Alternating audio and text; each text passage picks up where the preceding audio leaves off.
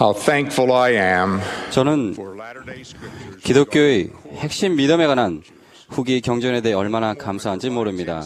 몰몬경의 모로나에서 7장은 인내와 사랑 간의 관계에 대한 식견을 제공해 줍니다. 몰몬은 만일 사람이 사랑이 없으면 그가 아무것도 아닙니다. 그런즉 그는 반드시 사랑을 가져야만 하니라고 지적한 후에 계속해서 사랑, 즉 그리스도의 순수한 사랑의 13가지를 거론하고 있습니다. 사랑에 관한 13가지 요소 중 4가지는 인내와 관련된 덕성을 가지고 있어야만 한다는 것이 제게 무척 흥미롭게 다가옵니다. 첫째, 사랑은 오래 참습니다. 이것이 인내의 핵심입니다. 사랑이 모든 것을 참는다는 것처럼 사랑은 쉽게 성내지 아니한다는 것은 이 특성의 또 다른 한 면입니다. 그리고 마지막으로 사랑이 모든 것을 견딘다는 것은 분명히 인내에 대한 표현입니다. 이러한 정의를 담은 요소들로 볼 때 우리의 영혼을 빛내주는 인내가 없다면 우리는 그리스도와 같은 성품에 관한 한 크게 부족할 것입니다. 성경에서 욥은 인내의 모범적인 전형을 보여줍니다. 자녀들을 포함하여 자신의 막대한 소유를 잃는 지경에 이르러서도 욥은 흔들리지 않는 신앙으로 주신 이도 여호와시요 거두신 이도 여호와이시오니 여호와 이름이 찬송을 받을지니이다 라고 외칠 수 있었습니다. 자신의 모든 환난과 고통 속에서도 욥은 범죄하지 아니하고 하나님을 향하여 원망하지 아니하였습니다. 우리는 얼마나 많은 경우 억압받는 영혼이 사실은 모든 것을 참고 견디도록 힘을 간구해야 할 때 하나님이 어떻게 내게 이러실 수 있지라고 원망스럽게 묻는 것을 듣게 됩니까? 인내에 관한 가장 훌륭한 경전상에는 예수 그리스도의 생애에서 찾을 수 있습니다. 그리스도의 오래 참음, 인내, 그리고 견딤은 겟세마네에서의 그 고통스러운 날밤에 그분께서 속죄의 고뇌 속에서 내 아버지여 만일 할만하시거든 이 잔을 내게서 지나가게 하옵소서. 그러나 나의 원대로 마시옵고 아버지의 원대로 하옵소서 라고 말하실 때 가장 잘 나타납니다. 그분은 진실로 고난을 겪으시고 모든 것을 참고 견뎌내셨습니다. 갈보리에서 십자가에 못 박혀 계셨을 때 그리스도께서는 아버지 저들을 사하여 주옵소서 자기들이 하는 것을 알지 못함이니이다 라는 놀라운 말씀하시면서 인내에 관한 완전한 모범을 계속 보셨습니다. 인내에 대한 이런 예들은 우리가 제3리파에서 볼 수 있는 어렵지만 마음을 고양시키는 훈계를 생각해 볼 때 우리에게 좀 더 큰 의미를 가지게 됩니다. 그런즉 너희가 어떠한 사람이 되어야 마땅하냐 진실로 내가 너에게 이르노니 나와 같은 자라야 하느니라. 몇몇 경전 구절은 인내의 중요성을 강조하고 있습니다. 몇 가지를 언급해 보겠습니다. 사람마다 듣기는 속히 하고 말하기는 더디하며 성내기도 더디하라. 그럼에도 불구하고 주께서는 그의 백성을 징계하시기를 합당하게 보시나니 참으로 그는 그들의 인내와 신앙을 시험하시느니라. 모사여서 3장 19절에서 베냐민 왕은 우리가 인내 그리고 다른 미덕을 통해 성신의 이끄심을 따를 때까지는 육에 속한 하나님의 적이 될 것이라고 우리에게 가르칩니다. 조셉 스미스는 인내는 하늘에 속한 것이라고 언급했습니다. 인내라는 것이 우리가 깊이 생각하고 추구할 만큼 중요하고 가치가 있습니까? 미덕이 없는 사람들을 분류하기 위해 사용되는 별 볼 일 없는 사람이라는 품이 없는 부류에 드는 것을 피한다면, 육에 속한 하나님의 적이 되고 싶지 않다면, 하늘에 속하고 싶다면, 그리고 그리스도의 방법을 따르기를 추구하고 싶다면 그것은 분명히 중요하고 또한 가치가 있는 것입니다.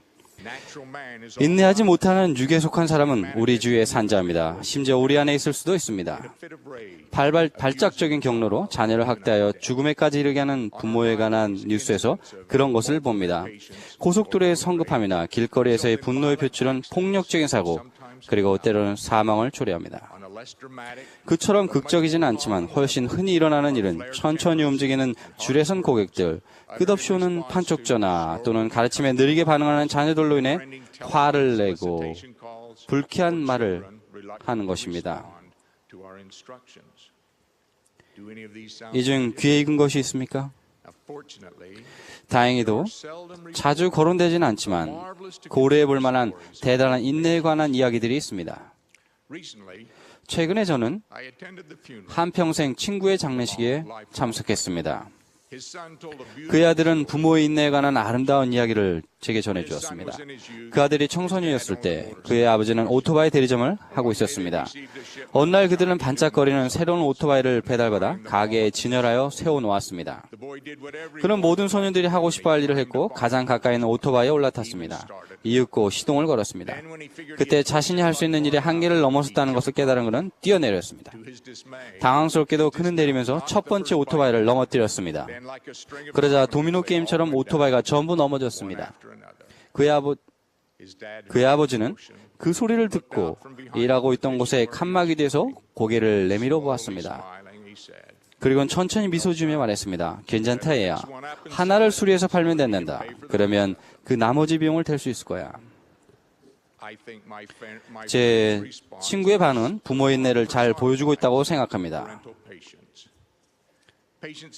인내는 용서, 관용, 신앙이라는 연관된 덕성의 성장과 힘에 기여하는 기본이 되는 덕성이라 생각해도 과언이 아닐 것입니다. 베드로가 자기 형제를 몇 번이나 용서해야 하는지를 그리스도께 물었을 때 그리스도께서는 베드로가 제시했던 단지 7번이 아니라 7번을 70번까지 하라고 대답하셨습니다. 7번을 70번까지 용서하는 것은 분명 엄청난 인내심을 요구합니다. 니레이 맥스웰 장로님은 인내와 신앙을 함께 연결시키면서 이렇게 가르쳤습니다. 인내는 하나님 아버지를 믿는 신앙과 매우 밀접하게 연관되어 있습니다. 실제로 우리가 지나치게 성급할 때 무엇이 가장 좋은지를 하나님보다도 우리가 더 잘 알고 있다고 말하는 것입니다. 아니면 적어도 우리 시간표가 그분의 것보다 낫다고 주장하는 것입니다. 우리가 하나님의 시간표에 따라 그분의 목적과 방법이 우리 인생에 펼쳐지기를 참을성 있게 기꺼이 기다린다면 우리는 신앙 안에서 성장할 수 있습니다. 성급함이 너무도 선천적인 품성이기에 우리는 우리의 성품 중에 인내라는 신성한 덕성을 어떻게 키워야 하겠습니다. 우리의 행위를 유욕적인 인간 행위에서 인내심 있고 사랑 많고 항상 완벽한 모범이신 예수 그리스도의 행위로 바꾸겠습니까? 첫째, 회복된 복음의 축복을 충만히 누리기를 바란다면 그렇게 하는 것이 참으로 필요하다는 점을 이해해야 합니다. 그런 이에는 우리가 다음과 같이 하도록 동기를 줄 수 있습니다. 첫 번째, 주제 목록에서 인내 밑에 수록된 구절들을 읽고 인내에 대한 그리스도의 모범에 대해 깊이 생각해 봅니다. 두 번째, 인내라는 평가표에서 우리가 서 있는 곳을 판단하기 위해 자신을 평가해 봅니다. 우리가 좀 더 그리스도와 같이 되려면 어느 정도의 인내를 필요로 합니까? 여느 자기 평가 작업과 마찬가지로 이것은 어렵습니다. 하지만 배우자나 가족에게 도움을 요청할 수도 있습니다.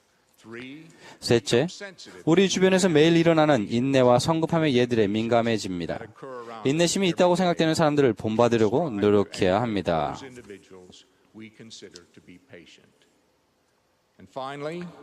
마지막으로 더욱 인내심 있는 사람이 되겠다고 매일 재결심하고 가족에게 부탁하여 우리의 인내심 개발 계획에 참여하도록 해야 합니다. 이 일이 대단한 일처럼 들릴 수도 있겠지만 어떤 가치 있는 목표를 이루기 위해서는 열심히 일해야 합니다. 그리고 육에 속한 사람을 극복하고 또 인내심 면에서 더욱 그리스도와 같이 되려고 하는 것은 정말 적절하고도 필요한 목표입니다. 우리가 부지런히 그리고 헌신적으로 이 길을 따라가기를 간구합니다. 예수는 그리스도이시며 그분이 교회의 머리에 계셔서 살아계신 선지자를 위해 좀 더 그분처럼 되려는 우리의 모든 노력을 축복하신다는 것을 간증드립니다. 이 모든 것을 예수 그리스도의 신성한 이름으로 간증드립니다. 아멘.